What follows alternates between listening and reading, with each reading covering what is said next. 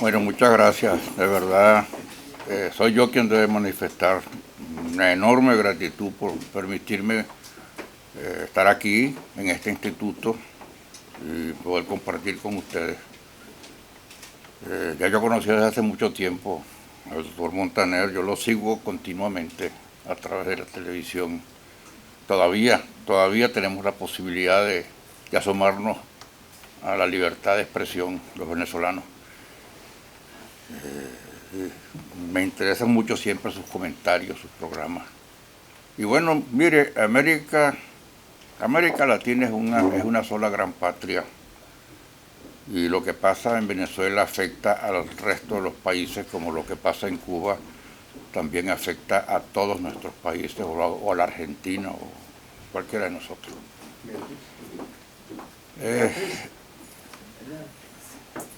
Esta patria venezolana, que hoy nos angustia tanto, está viviendo uno de sus peores momentos. Yo no solamente que me he dedicado a la política, yo estoy metido en política desde mi adolescencia, doctor Montaner, porque cuando yo tenía 13 años se fundó COPEI y ya había efervescencia política en Venezuela con el surgimiento de un gobierno que se llamaba revolucionario. Y mi inscripción oficial en el partido, en la juventud del partido, fue en 1948, porque fue cuando yo cumplí los 15 años. ¿Verdad? Yo antes echaba broma y hacía propaganda y participaba en los actos y en las protestas, pero fue oficialmente desde el año 48. Hoy en día no milito en ningún partido, porque uno de los problemas que confronta Venezuela, y me van a perdonar que antes de entrar en materia, hable un poco de lo que pasó en mi país y cómo se pudo podrir la democracia venezolana, perdónenme la expresión. Buena parte de lo que ocurrió en Venezuela y que le puede pasar a cualquier país de América Latina, y le ha pasado, es que de repente los políticos comienzan a perder el respeto de la gente, las agrupaciones políticas comienzan a desacreditarse, a despertar rechazo en lugar de simpatía, en lugar de atraer, repelen. Bueno, y eso trae como consecuencia el fenómeno que se conoce como la antipolítica, que es el caldo de cultivo para que de repente surjan estos supuestos redentores, estos iluminados que vienen con una vara mágica a arreglar todos los problemas y que son tan peligrosos y que han sido tan peligrosos en la historia, ¿verdad? Y quizás es uno de los casos más conspicuos de estos populistas que ofrecían arreglarlo todo fue el caso de Hitler, que era un hombre de un origen bastante humilde y que sin embargo de repente aprovechó una crisis que había enorme en su país, que lo amenazaba hasta en su existencia, para arremeter contra aquella democracia incipiente que era la democracia alemana y traer pues la hecatombe que fue la Segunda Guerra Mundial. América Latina ha sido un continente muy prolífico en esa clase de figuras. Y especialmente Fidel Castro es otro ejemplo de eso, ¿no? Llegó el hombre que venía de la sierra, de lo alto, cercano al cielo, con un escapulario y unas palomas que se le posaban en los hombros en un acto público. Y toda aquella parafernalia, aquella cosa que se formó en torno a la figura de Castro, casi se beatificó. Y todo aquello lo que hacía era pues esconder una realidad muy siniestra que le ha costado carísimo a Cuba y que le ha costado carísimo también a Venezuela, porque Fidel Castro se dio el lujo de destruir a Cuba y destruir a Venezuela a través de sus testaferros. Bueno, les decía, esta América Latina ha sido prolífica en producir esa clase de personajes. Y yo creo que deberíamos haber aprendido la lección suficientemente. Eso ha costado mucha sangre, muchas muertes, muchas lágrimas. Ya está bueno, ¿verdad? Ya son sociedades que han madurado. que tienen que entender que nadie es mago para arreglar los problemas de un país en 4, ni 5, ni 10 años. Eso es un proceso largo, laborioso, de construir una sociedad. Bueno, la Venezuela del siglo XX, como dijo el doctor Montaner, especialmente los últimos 40 años de esa Venezuela, realmente pasarán a la historia y se los valorará como lo que realmente fueron. Años de 40 años seguidos de gobiernos civiles, 40 años seguidos de gobiernos democráticamente electos, 40 años seguidos de alternabilidad republicana, porque hay una cosa en la cual muchos no se han parado bien a observar y a entender, que en Venezuela hasta las 2 ocasiones, creo que fueron 2 o 3 ocasiones, en que ganó el candidato del partido de gobierno, ese candidato del partido de gobierno no era el candidato que quería el presidente de la República. ¿Me explico? Cuando Rómulo Betancourt termina su periodo de gobierno, Rómulo no quería que fuera el doctor Leoni el candidato presidencial. Y el doctor Leoni se impuso dentro del Partido Acción Democrática con el apoyo de la dirección sindical. Y el doctor Leoni, que fue un gran presidente y un gran demócrata, fue candidato contra los deseos de Rómulo Betancourt, que pensaba ya en Gonzalo Barrios. Entonces, sí, el partido ganó las elecciones, pero el presidente las perdió, en cierto sentido. Luego, el doctor Leoni le da paso a Rafael Caldera. Primera vez en la historia de Venezuela que un presidente accede a la presidencia de la República no por la fuerza ni por imposición, sino por voluntad de los electores, y que venía desde el campo de la oposición. Primera vez en la historia de Venezuela que un opositor llega al gobierno no mediante un acto de fuerza. Y luego ya se establece casi una rutina. Caldera le da paso a Carlos Andrés Pérez, Carlos Andrés Pérez le da paso a Luis Herrera le da paso a Jaime Lucinchi. Aquí vuelve a ocurrir el fenómeno.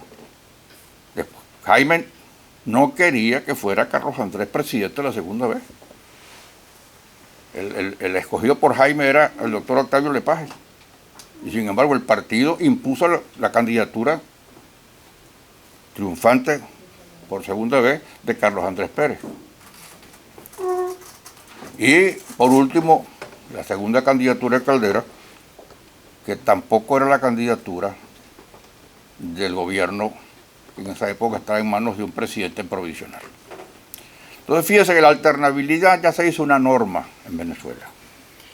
Y no solamente se estableció ese principio, esa costumbre, ese hábito democrático, sino que por primera vez en la historia de Venezuela un presidente es destituido por la conjunción de 3 instituciones civiles del Estado: la Fiscalía General, la Corte Suprema y el Congreso. Congreso en el cual tenía mayoría el partido del presidente. Y sin embargo, la acción combinada de estas tres instituciones sacan a Carlos Andrés Pérez, y Carlos Andrés Pérez acepta su destitución sin oponerse a ella y da paso a un gobierno provisional de un poco más de un año que llevó a una elección presidencial en la fecha prevista. Son hitos históricos que refuerzan esa observación que usted hacía, doctor, de que son 40 años realmente extraordinarios para la historia de Venezuela y quizás de América. Hay un libro muy interesante que no sé si ustedes lo conocen, que se llama Del Pacto de Punto Fijo al Pacto de La Habana, en el cual se hace una comparación de la obra de gobierno de los presidentes de esos 40 años con toda la anterior de la historia de Venezuela, incluida la dictadura perijimenista, que ciertamente hizo muchas cosas, eso no se puede negar. Y realmente la comparación es abrumadoramente favorable a los 40 años de gobiernos democráticos, civiles, civilistas, civilizadores, con todos los defectos que tuvo esa democracia. Y si comparamos esos no digamos los 40 años, si comparamos los 17 primeros años de democracia con estos 17 años de terror que tenemos, bueno, la cosa ya cobra dimensiones astronómicas. Astronómicas. Porque estos que están ahorita destrozando el país han gastado más de $1 billón, billón de los nuestros, no billón americano. O sea, más de $1 millón de millones de dólares. Eso es un 1 con 12 ceros. Más de un 1 con 12 ceros. La distancia de la Tierra al Sol son 150 millones de kilómetros. Un 1, un 5 y ¿cuánto? 7 ceros, ¿no? Bueno, esto es un 1 con 12 ceros. Yo digo que son la catástrofe es astronómica. ¿Y dónde está ese dinero? ¿Dónde está ese dinero? ¿Qué se ha hecho de Venezuela en estos años? A llevarla a una etapa de atraso, de penuria, de una vuelta al siglo XIX, pero de la época anterior a la invención de la vacuna. Es grave la situación. Reconstruir a Venezuela va a ser una tarea ciclópea, para la cual se requerirá mucha paciencia, mucho trabajo, mucha capacidad y mucho amor a la patria. Ahora lo importante es cuándo empezamos. Porque yo pienso que empezar ayer ya era muy tarde. Y esta gente se ha caracterizado por saber salir a veces de los compromisos más difíciles con una gran habilidad y con una gran miopía por parte de la gente de la oposición. Ya no les voy a hablar de por qué se pudrió la democracia venezolana, porque no me quiero hacer demasiado largo, pero sí les debo decir que los partidos del estatus erraron y estamos pagando las consecuencias de ese error. Se olvidaron de los principios, de la ética, de las razones para las cuales ellos existían. Se dedicaron a ganar elecciones como si fuera eso la finalidad de la existencia de un partido, y eso no es la finalidad. Es un simple medio para una verdadera finalidad, que es la de aplicar un programa de gobierno basado en unos principios, ¿no?, en beneficio del pueblo. Y cuando se pierde ese horizonte, se cae en un desprestigio enorme. La gente capacitada no se acerca más a la política, se produce un vacío generacional dentro de los partidos, se empeñan entonces los viejos en eternizarse. Y bueno, pasó lo que pasó. Surgió un charlatán de feria con una gran capacidad histriónica y convenció a la gente que él podía solucionar todo el daño que se había producido en los últimos años de los 40 años de democracia. Ahora tenemos encima una tarea muchísimo mayor y muchísimo más difícil. ¿Cuándo se le va a poner coto a esto? Les decía que ayer era demasiado tarde. Y un grupo de venezolanos que siempre nos reunimos, hacemos análisis, tratamos de buscar las formas de lucha que nos permitan las circunstancias, llegamos a la conclusión de que quizá la vía más expedita para ponerle fin a la actual dictadura de Nicolás Maduro era demostrando que no es venezolano por nacimiento. O que en todo caso sí lo es, tiene dos nacionalidades. Y hay dos artículos de la Constitución venezolana que en forma expresa establecen que el presidente de la República solo puede ser una persona que tenga la nacionalidad venezolana por nacimiento y ninguna otra. Claro, esto no pasaba de ser una sospecha que se basaba en muchos rumores que había. De esto se ha venido hablando mucho tiempo antes. Ahora es que ha tomado una otra dimensión por las razones que yo les voy a dar. Pero yo recuerdo que antes que llegara al punto actual, recuerdo a un dirigente de oposición, de la izquierda por cierto, que en un programa de televisión y le preguntaron sobre el tema, y dijo, eso es irrelevante. ¿No? Bueno, ¿cómo puede ser irrelevante si lo dice la Constitución? Entonces la Constitución es irrelevante. Bueno, entonces, ¿qué dirigente político puede ser eso? Pero el rumor persistía y persistía. El asunto cobra entonces otra dimensión cuando en diciembre se ganan las elecciones parlamentarias, porque nosotros podíamos tener la certeza absoluta de que Maduro no tiene la condición requerida por la Constitución, pero no hay cómo utilizarla. Se hicieron algunos estudios muy interesantes. Mira, yo no soy ni el primero ni el único que se ha ocupado de esto. Entonces he ido construyendo ladrillo sobre ladrillo. Hay un informe extraordinario elaborado por el diputado Walter Márquez, ¿verdad?, que acopió mucho material, que hizo mucha investigación.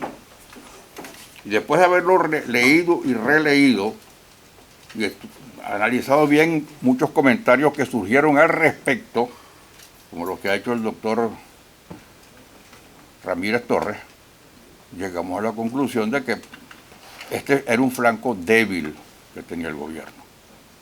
Y que siempre uno debe tratar de atacar al enemigo por el flanco más débil y no perder tiempo golpeándolo por otro sitio, sino siempre golpear en el mismo lugar hasta conseguir el resultado que se espera.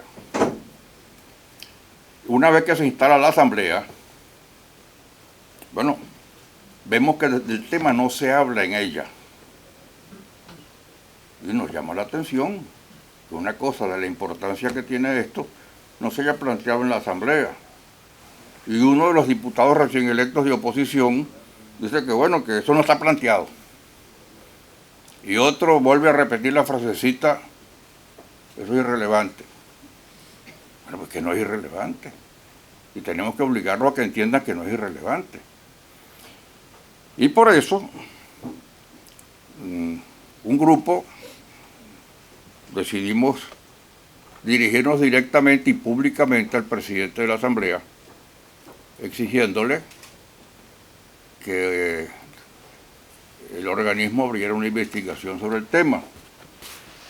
Y entonces, al efecto, nosotros redactamos una comunicación breve, media página más nada más, haciéndole esta petición, pero con más de 1000 firmas de venezolanos de todas las tendencias políticas, de todas las profesiones, muchos civiles, muchos militares en retiro, exigiéndole a Henry Ramos que se ocupara del asunto de la Asamblea. Aquí está la copia de esa comunicación sellada por la presidencia de la Cámara y la firma de Henry Ramos en fecha 2 de febrero. Tuvimos la suerte de entrar, después de haber pasado por la calle en medio de cinturones de chavistas que nos insultaban y nos echaban agua, yo creo. Pues llegamos por fin a la asamblea, entramos y conseguimos el presidente en el patio. Como ya los políticos nos conocemos todos, como yo soy viejo amigo también, aparte que somos del mismo estado, de Henry. Cuando yo era ministro encargado, a mí se me interpeló una vez en la Cámara de Diputados. Y uno de los diputados que más duro me interpeló fue Henry Ramos. Estoy hablando del gobierno de Luis Herrera Campín, porque Henry Ramos tiene su buen kilometraje. Y afortunadamente está allí, porque esas se las conoce toditas, ¿no?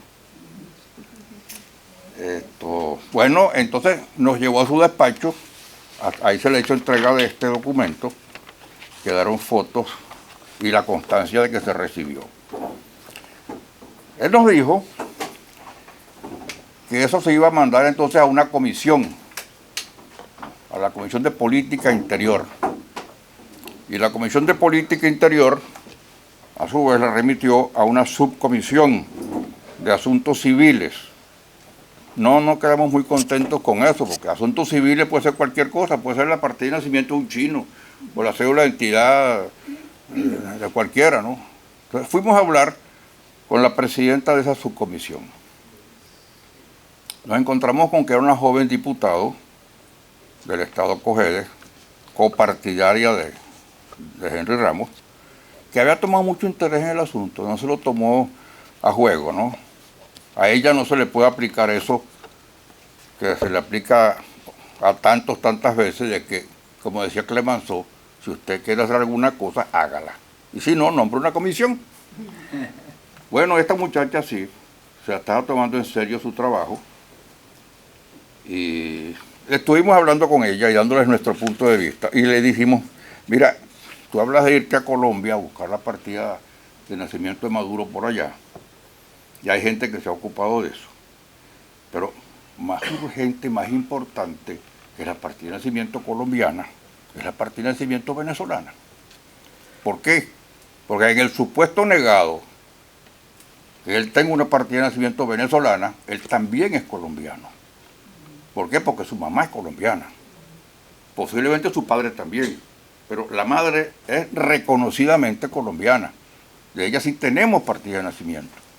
Y la nueva constitución colombiana dice que cualquier hijo de colombiano nacido en el exterior, con tal de residir parcial un tiempo en Colombia, automáticamente es colombiano, aún sin pedirlo. Entonces sería un caso de doble nacionalidad. Y por eso es que se comienza a hablar de la doble nacionalidad de Maduro y la doble nacionalidad de Maduro.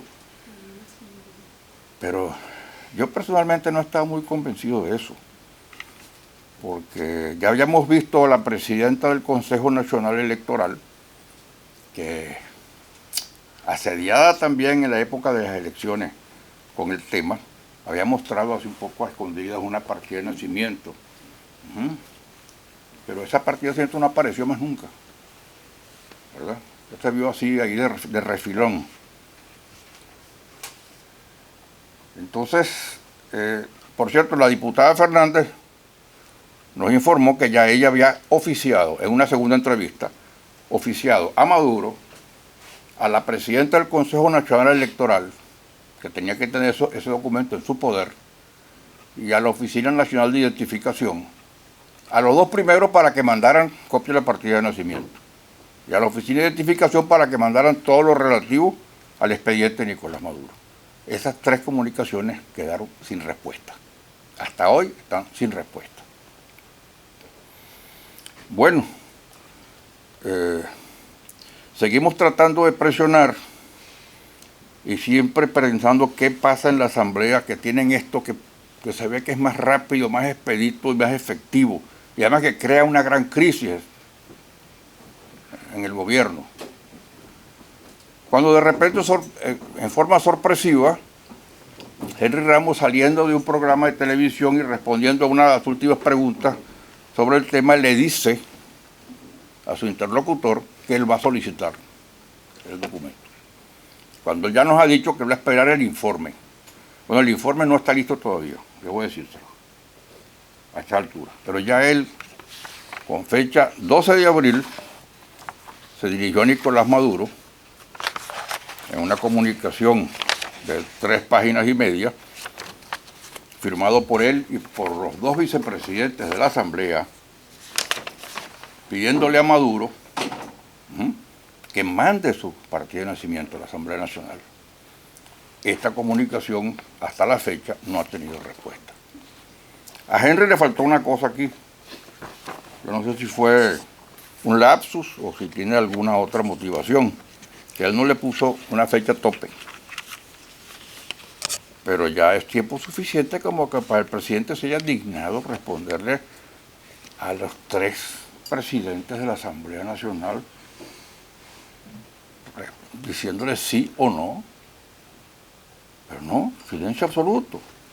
Bueno, recién en poder nuestro esta copia de la comunicación, nos permitimos entonces, para no dejar dormir el asunto y para colaborar con la Asamblea, de mandarles lo que pudiera ser un papel de trabajo, es el texto de un posible decreto legislativo declarando nulo el juramento de Nicolás Maduro.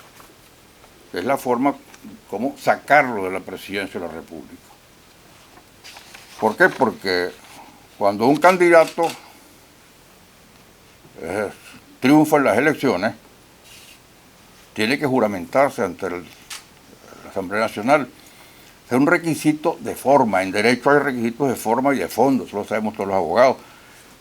Y a veces los requisitos de forma como el sí de los contrayentes en voz alta cuando se están casando, que vaya a ver las consecuencias que tiene para toda la vida.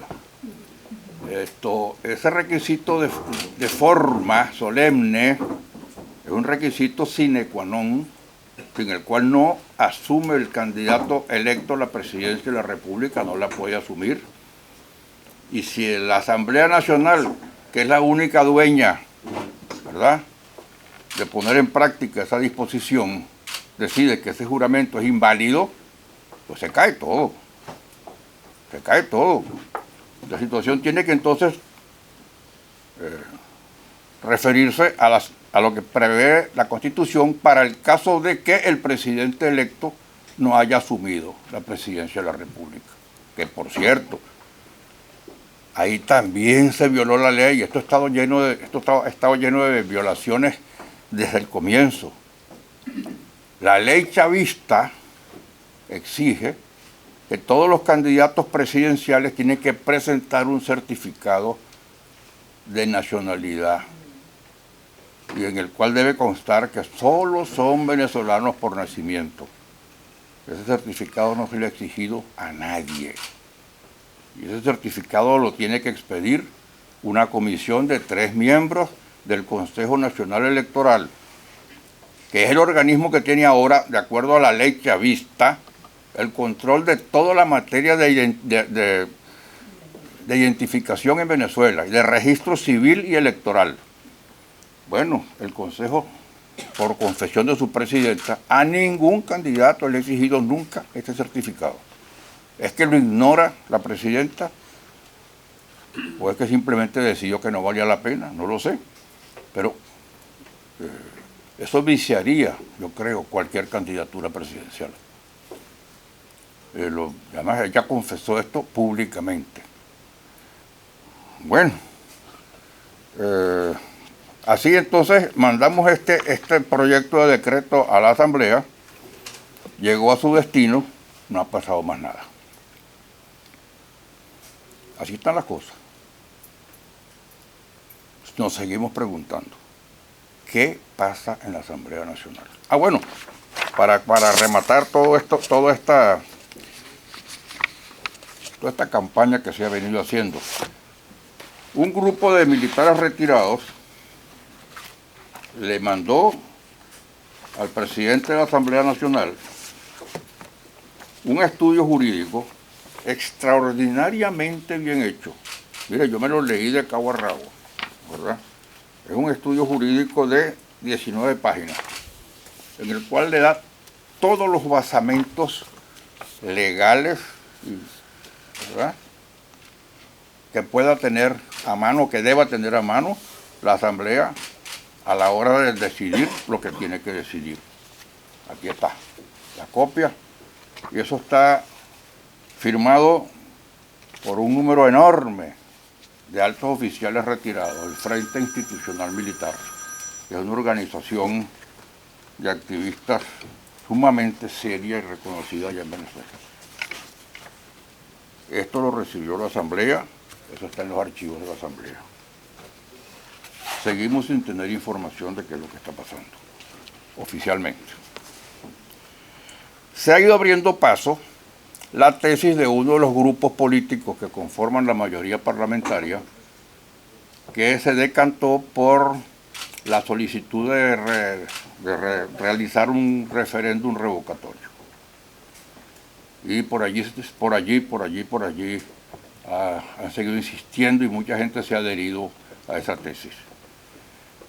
Yo debo decirles que una de las razones por las cuales el presidente Henry Ramos decidió hacer esta solicitud no fue tanto por la presión de los partidos que forman la mayoría parlamentaria, sino de la opinión pública. Aquí pesaron mucho las redes sociales, ¿verdad? Cómo le llovían a Henry Ramos los reclamos, las peticiones, los recordatorios de pedir la partida de nacimiento de Maduro. Y eso fue lo que lo llevó a él a no esperar ningún informe de los previstos, sino de proceder pura y simplemente, pues, hacer lo que ya era un clamor público. Bueno, ahorita la opinión pública venezolana de oposición está entre las dos cosas. Hay gente que sigue reclamando lo de la partida de nacimiento y el gobierno también ha dejado ver pues que pudiera haber un referéndum revocatorio, pero no este año. Yo personalmente creo que un referéndum revocatorio es permitir al gobierno que nos haga otra jugarreta como la que tuvo efecto cuando se hizo un referéndum revocatorio para sacar a Chávez del poder. Desde que se planteó ese deseo hasta que se realizó, transcurrió un año más o menos. Año en el cual se nos hizo recoger 3 veces las firmas. 3 veces. Y año en el cual el gobierno tuvo suficiente dinero para ganarse muchos adeptos. Y aún así, yo tengo la certeza de que los resultados se invirtieron. Ese referéndum se ganó, claro, 60-40, y el resultado oficial fue 60-40, pero a favor de Chávez. ¿Por qué digo esto? Bueno, entre otras cosas, porque los 2 representantes de la oposición en el Consejo Electoral, para ese momento, habían 2 de 5, los expulsaron de la sala de totalizaciones cuando fueron a dar el boletín. Eso se quedó siempre así. Inclusive el informe que presentó el Centro Carter, el gobierno lo esgrimió pues como un aval, no fue tal aval. Allí se señalaron una serie de irregularidades que se cometieron en todo ese proceso. Entonces, con esa experiencia y manejándolo de nuevo, un personaje peligroso y siniestro, porque es uno de los pocos chavistas con talento, pero que carece de probidad. El Libertador dijo que el talento sin probidad es un azote. Entonces yo a Jorge Rodríguez lo considero un azote. El que manipuló eso fue Jorge Rodríguez en la primera ocasión, y el que está ahorita manipulándolo es Jorge Rodríguez nuevamente. Por eso se levantó una polvareda en Venezuela, cuando de repente se informa que se está gestionando una mesa de diálogo entre gobierno y oposición, y que los integrantes del gobierno, los delegados del gobierno son Jorge Rodríguez, su hermana que es canciller, y Elías Agua. O sea, 3 de los duros. 3 de los duros. Por supuesto que los que conocemos la política y sabemos que no se puede confiar, pero ni en nada en esta gente, protestamos. Y afortunadamente eso se fue al traste, porque son tan soberbios, tan insolentes, que para sentarse ponen como condición que destituyan a Henry Ramos como presidente de la Asamblea. Bueno, lo que había que decir es, bueno, yo me siento si destituyen a Maduro, si renuncia a Maduro.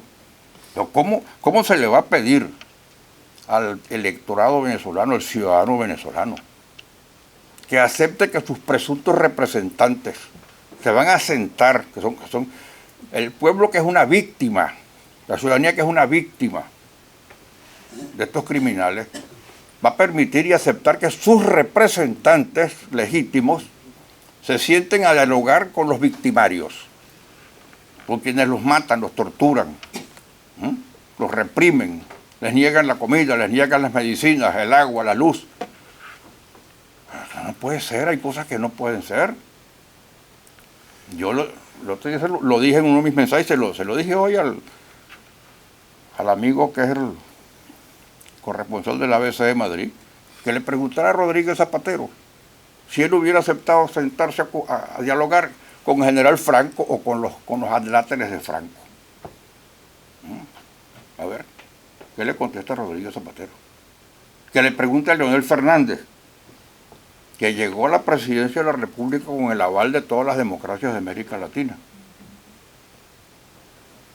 Si él hubiera sentado con los amigos de Trujillo, de Chapita, a dialogar con ellos. ¿A dialogar qué? No podemos aceptar ningún diálogo que no pase por la renuncia de Nicolás Maduro. Porque Nicolás Maduro está matando a los venezolanos, en toda forma. Y bueno, y este problema de la partida de nacimiento, nosotros vamos a seguir insistiendo en eso. Ojalá que se decidieran. ¿Por qué la Asamblea no lo ha hecho? Se dirán ustedes. Yo no lo sé, pero hago conjeturas. Yo creo simplemente que como la Mesa de Unidad Democrática no es un partido, no tiene la solidez de un partido, la disciplina de un partido, no tiene unidad en los objetivos y la estrategia, pues obviamente que tienen que ponerse de acuerdo todos los grupos a la hora de ir a la sesión plenaria a plantear algo y a votar por algo. Y algunos de los que están allí, algunos de los 3 o 4 grupos que están representados, pues no aceptan posiblemente este camino. ¿Qué es lo que me han dicho? Y para mi sorpresa, ¿qué me han dicho gente de la oposición o que se dice de la oposición? Primero eso no tiene ninguna importancia. Otros me han dicho, bueno chicos, pero es que van a falsificar la partida. Capriles, lo he dicho varias veces, ellos pueden falsificar todas las partidas que quieran. Yo le mandé una carta donde le decía, oye Enrique, por favor chico, tú eres abogado. O sea, que una partida de nacimiento no se puede falsificar así, porque eso tiene que venir asentada en un libro que está previamente foliado y empastado. Pero tú tienes que falsificar el libro entero. Eso no puedes falsificar una copia, pero cuando tú vas al libro a constatarlo, queda en evidencia la falsificación. 2 libros. 2 libros, uno queda en la jefatura y otro va al registro principal. Eso es verdad. Si le están pidiendo en Venezuela la partida de nacimiento a las madres para comprar pañales, ¿cómo no se le va a pedir al presidente de la República que no está comprando pañales? Ni vendiéndolos. Entonces, otra cosa que me decía un amigo, bueno, pero es que el padre de él es venezolano y él es venezolano por jus sanguinis. En ese caso le dije, no es seguro que el padre sea venezolano. Nadie tampoco ha visto la partida de nacimiento del padre de Maduro. También el padre de Maduro ha dado 3 sitios distintos como lugar de nacimiento en Venezuela. Y no se ha conseguido, se ha buscado y no se ha conseguido la partida. Posiblemente el padre de Maduro también era colombiano. ¿Tienen cédula de identidad? Tienen cédula de identidad. ¿Esas cédulas tienen el respaldo de una partida de nacimiento? No lo creo, ya lo hubieran mostrado. Cédulas que se han repartido muchas veces en Venezuela por influencia política, mediante soborno, en fin, en tantas formas que se puede elaborar una cédula de identidad. Como yo tenía en mis manos cédulas de identidad colombianas de Nicolás Maduro, que yo sé que son simplemente un forjamiento para fastidiar, ¿no?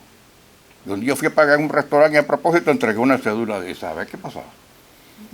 Pero la flojera es tan grande, a veces, que la niña pasaba el número, la muchacha que estaba cobrando, decía, no pasa, y no pasa. Y esto, ¿tú has visto quién es que está fotografiado ahí? ¿Y cómo se llama?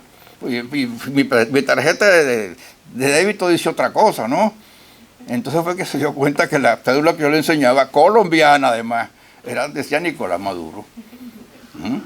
Bueno, eso se puede hacer.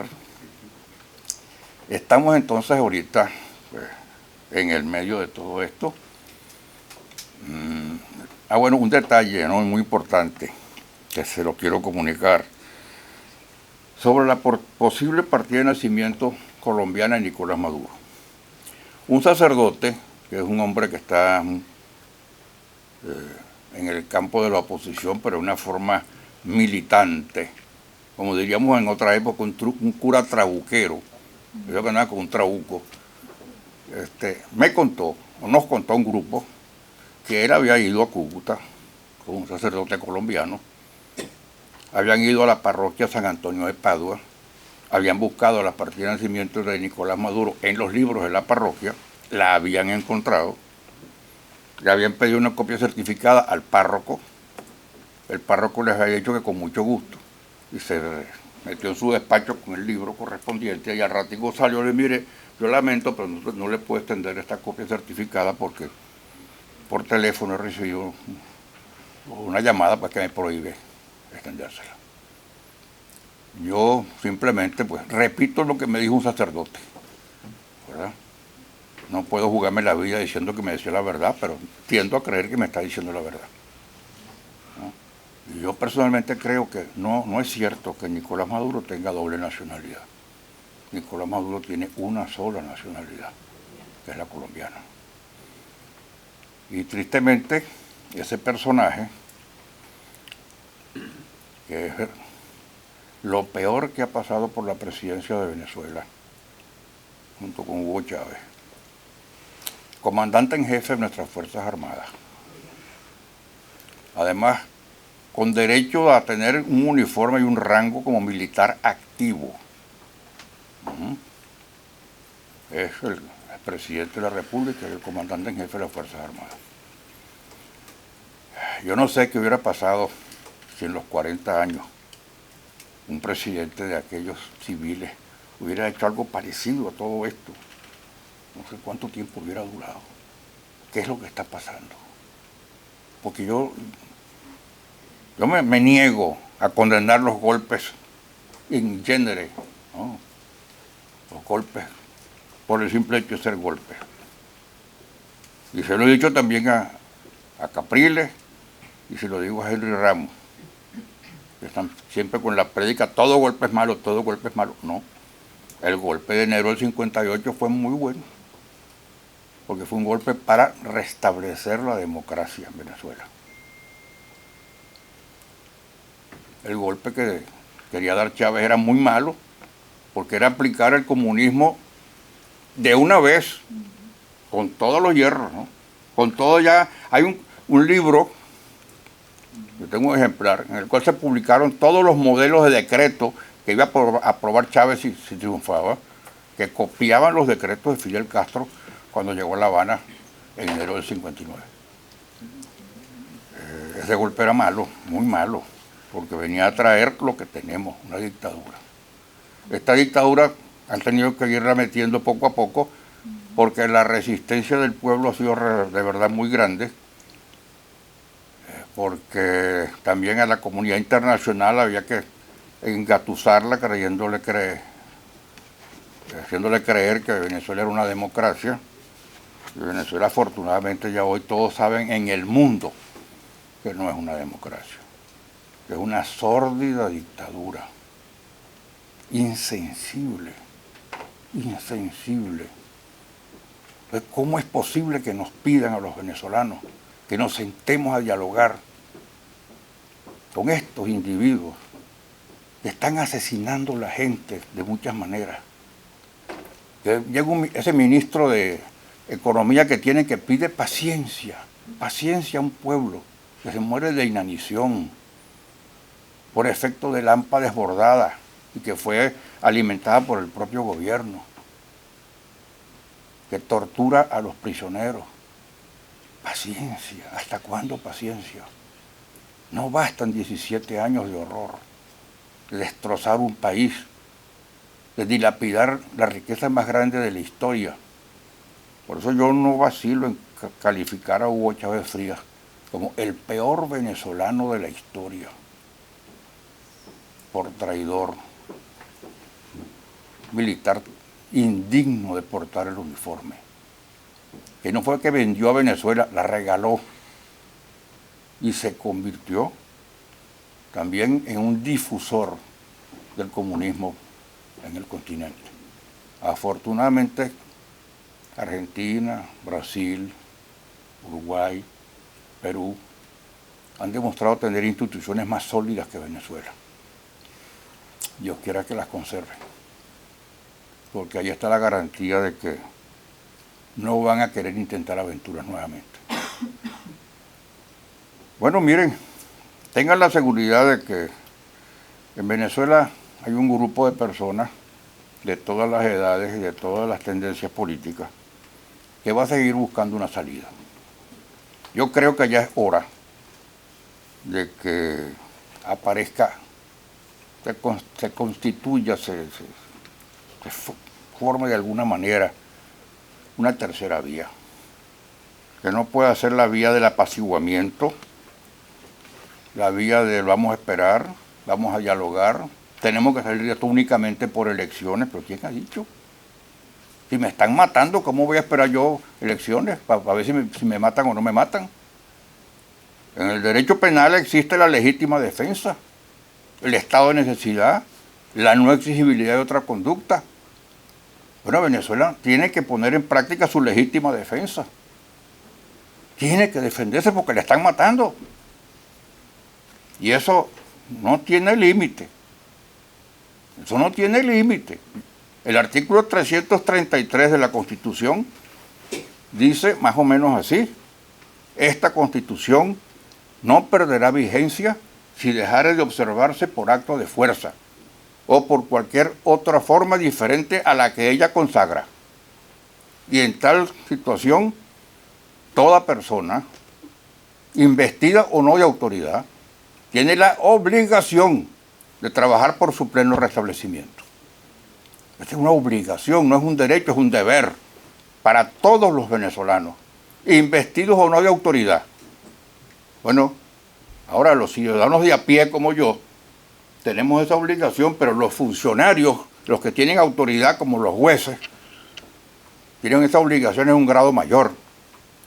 Y los funcionarios, los investidos de autoridad, con el único derecho exclusivo de ser ellos los que portan las armas, tienen esa obligación aún en un grado superior a de los que no portan armas o a los que no somos funcionarios públicos.